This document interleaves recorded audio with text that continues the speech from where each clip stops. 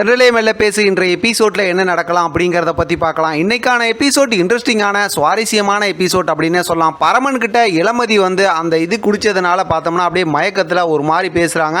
இப்போ பரமனுக்கு ஒன்றுமே புரியல. கடைசியில் பார்த்தோன்னா ஆட்டோ எடு போகலாம் அப்படின்னு சொல்கிறாங்க. அதுக்கப்புறம் வாந்தி வர மாதிரி இருக்குன்னு சொல்கிறாங்க. அப்புறம் வாந்தி எடுக்கிறாங்க. அப்புறம் வந்து இருட்டாயிடுது. ஒரு இடத்துல பார்த்தோம்னா உட்கார வச்சிடுறாங்க. இன்றைக்கான எபிசோட் நம்ம பரமனையும் இளமதியும் ரசித்து பார்க்குறவங்களுக்கு பெரிய ஒரு சந்தோஷமான எபிசோட் அப்படின்னே சொல்லலாம். அவ்வளோ சூப்பராக இருந்துச்சு இன்றைக்கான எபிசோட். மறக்காமல் டிவியில் பார்த்து என்ஜாய் பண்ணிவிட்டு உங்களோட ஃபீட்பேக் என்னன்னு மறக்காமல் கமெண்ட் செக்ஷனில் சொல்லுங்கள்.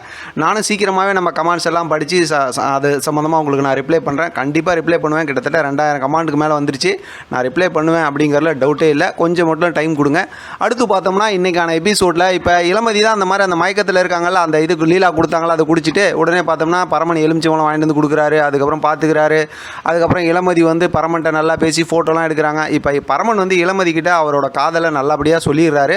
சொல்லிட்டு சந்தோஷமும் படுறாரு. ஆனால் அது சொல்லி என்ன பிரயோஜனம்? அவங்க தான் வந்து அந்த இது குடிச்சிட்டு மயக்கத்தில் இருக்காங்களா, அதனால் ஒன்றும் பண்ண முடியல. இப்போ இவங்க ஆட்டோக்குள்ளே இருக்கிறத பார்த்துட்டு வெளியில் 2 ரவுடிங்க வராங்க. அப்போ பார்த்தோம்னா ஒரு திட்டம் போட்டு இளமதிக்கு வந்து அந்த நெத்தியில் போட்டுலாம் வச்சு விட்டு அவங்கள பயமுறுத்தி அங்கேருந்து ஓட விட்டுறாங்க.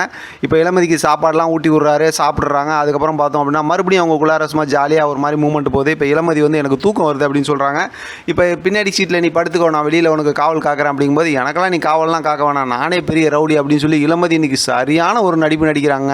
அதுக்கப்புறம் பார்த்தோம்னா படுத்து தூங்குறாங்க. கொஞ்ச நேரம் கழித்து பார்த்தோம் அப்படின்னா இளமதிக்கு அந்த மயக்கம் தெளிஞ்சிருது. அதுக்கப்புறம் எதுக்கு உன் மடியில் நான் படுத்திருந்தேன், எதுக்கு இங்கே கூட்டு வந்த, பத்திரிக்கை வைக்க கூட்டு போனால் இப்படிலாம் பண்ணுவியா அப்படி இப்படின்னு சொல்லிட்டு இளமதி கோவப்பட்டுக்கிட்டே இருக்காங்க. பரமன் கடந்து சிரின்னு சிரிக்கிறார். ஏன்னா இளமதி அவ்வளோ பெரிய ஒரு கலாட்டா பண்ணாங்கல்ல, அதனால் அதெல்லாம் சொல்கிறாரு.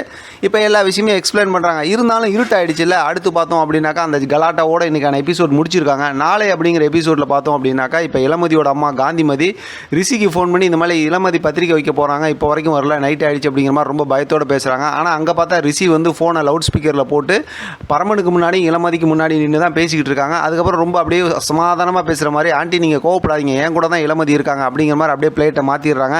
ஆனால் பரமன் வந்து அப்படியே ரொம்ப அந்த கோவத்தோடு தான் இருக்காங்க. இளமதி அந்த பக்கத்து அப்படியே கோவத்தோடு இருக்காங்க. அந்த மாதிரி தான் எபிசோட் காட்டியிருக்காங்க. சூப்பரான ஒரு ப்ரோமோ வரும்னு நினைக்கிறேன்.